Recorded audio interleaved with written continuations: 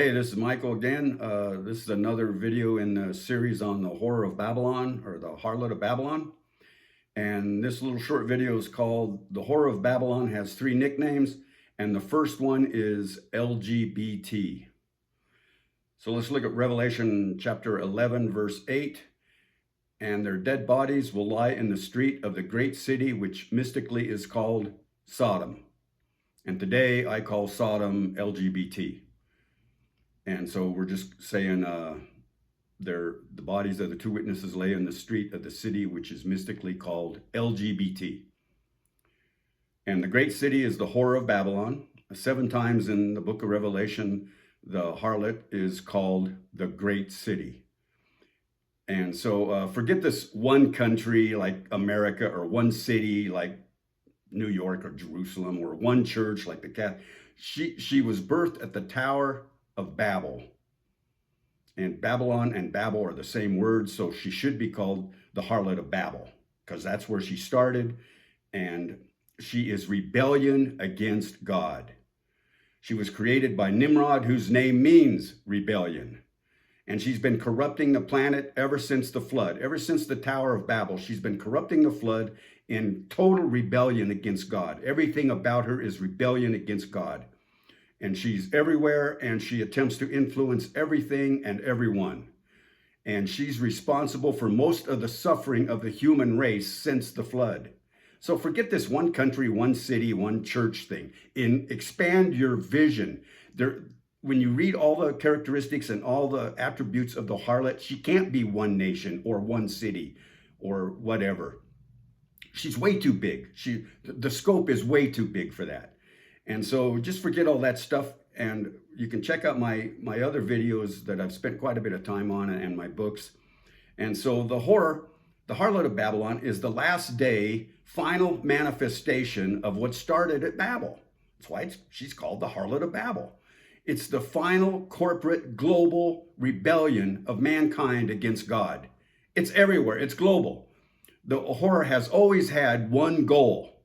Now you have to understand the goal. The goal of the harlot is to prevent the kingdom of heaven from being established on the earth. Her goal is to stop Jesus from ruling and reigning on this planet for the next 1,000 years. That's her goal. And she's been doing it ever since the Tower of Babel. And she's been doing pretty darn good at it. So let's look at some verses. Rev 18:3. For all the nations have drunk of the wine of the passion of her immorality. And the kings of the earth have committed acts of immorality with her. And the merchants of the earth have become rich by the wealth of her sensuality. All the nations have drunk of the wine of the passion of her immorality. That's sexual immorality. Look it up. It's not idolatry. It's sexual immorality. Okay? Her corruption is global. Her number one characteristic, she's got a bunch of them, but the number one that's mentioned more often than any of the others is sexual immorality. And that's why, and then in the last day, she's called LGBT, Sodom. And so today I just want to focus on the merchants. Rev 18:23. For your merchants are the great men of the earth, because all the nations were deceived by your sorcery. Okay? Her merchants are the great men of the earth. And so they become rich by the wealth of her sensuality. So who are the harlot's merchants? Who are they today? The harlot's merchants are the CEOs and board members, union presidents, etc., of the major corporations on the planet today. Her merchants. Merchants are the people that run these corporations. There are these big corporations and smaller corporations all over the planet that do commerce. So why are these CEOs, board members, union presidents, all that, why are they so consumed with LGBT? This is a question everybody needs to ask. It's like, where did this come from? What is this? And so why are they pushing it? And what's in it for them? I mean, all these corporations now are coming out with this LGBT stuff. And you got to wonder, why? Do they get extra pay? Do they get bonus pay? Do they get stock options if they push LGBT? What's the deal? And then they even push it when it costs them money. It's like, if you do this, you're going to lose money. And we all know some of the big ones. I'm not going to say their names because I'm trying to stay out of jail as long as I can. But we know these major corporations that got into so much trouble by pushing LGBT, and they got boycotted. They're still being boycotted. They've lost billions of dollars, and yet they still do it. Now, these people aren't stupid. You don't get to be a CEO of a corporation or a board member or own millions of shares because you're stupid. These are smart people, and yet they're doing stupid things. They're in rebellion against God. Why is that? Because her merchants are the great men of the earth, and they are under her spell. All the nations are deceived by her sorcery, it says. Sorcery is deception and seduction. They submit to her and they don't even know it. They're under her spell and they don't even know it. They're just going along for the ride, and that's just the way the world is today. They don't realize that they have become her merchants. They work for her. And so let's the mainstream media. Let's look at that one. The wine of the passion of her sexual immorality.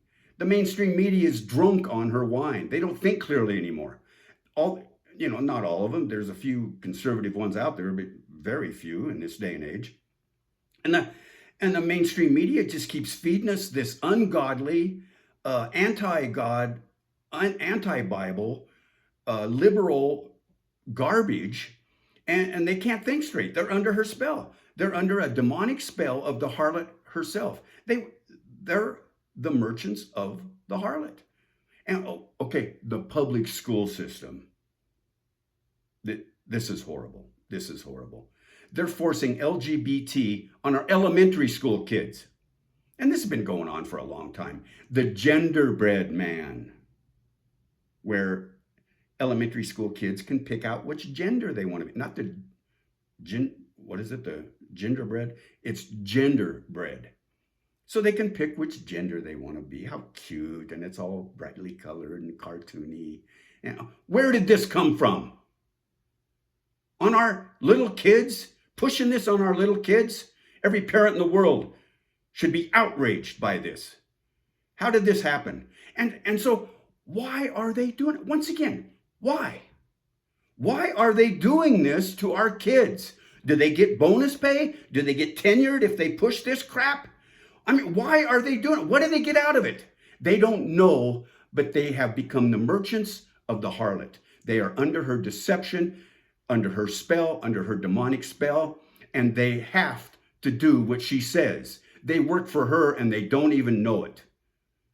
And the teachers' union is completely under the harlot's control. Remember, I mentioned the great men of the earth? These are the union bosses also. And the teachers' union and the Federal Department of Education, they're under the complete control of the harlot of Babylon. She controls them. They have been corrupted by her. She's all but destroyed the once great public school system in this country and the rest of the Western world. I don't know about other parts of the world because I don't have information on them, but in the Western world, Europe, the whole Western world, this is going on. And even in Colorado, we have petitions right now so that parents have to be notified before they give our little kids, our underage kids, gender care of whatever sort. And why would we have to do a law to prevent that? That's how bad it is. And then when the parents show up and they say, you can't be doing this to our kids, we don't go for it, and then the parents are called domestic terrorists by the current administration. I guess I'm a domestic terrorist. And and then the colleges. Look at the colleges. And not all of them, but many of the universities and colleges, especially on both coasts, they're just cesspools of deception. And they're completely seduced by the harlot. They're filled with hatred of God, hatred of country, hatred of everything biblical, and they're consumed with sexual immorality, LGBT, and now Jew hatred. The colleges, and she has corrupted our education system in the whole Western world, and probably other places also. Entertainment, the entertainment world, Hollywood, movies, TV shows. They've been pushing LGBT on everyone for decades. It used to be, you know, in the old days, they'd have, you know, people sleeping around and adultery and stuff like that. Now, all these movies and all these TV shows are full of LGBT crap. And that's why I watch old black and white shows like Have Gun Will Travel and Combat, and never mind now. Okay. And then these movie makers, then nobody watches, or they get boycotted, and nobody likes this stuff. It's not fun. It's not cool anymore. I mean, and so they lose money. Do they change? No, they just keep doing it. They just keep, and these big entertainment companies, not the movies, you know who I'm talking about, in Florida and California, and they push this stuff, and then they go broke, but they're still pushing it because they are her merchants. They are merchants of the harlot of Babylon. They have to do what she says, even if they lose money. She rules over them. And so all levels of government, we're going to do a different video on that because that's going to take a whole video. She rules over the kings of the earth. We'll do that later. Let's look at one verse here before we're done. 2 Peter 2:6. He condemned the cities of Sodom and Gomorrah to destruction by reducing them to ashes, having made them an example to those who would live ungodly lives thereafter. So what happened to Sodom and Gomorrah is an example to what happens if you lead that kind of a lifestyle. And so the next video we're going to do is called LGBT in the Church. Come out of her, my people. And don't forget my 2 books, The Harlot of Babylon and the 2 Witnesses, and my blog, endtimebibleprophecy.com. And I'll see you in the next video. Shalom.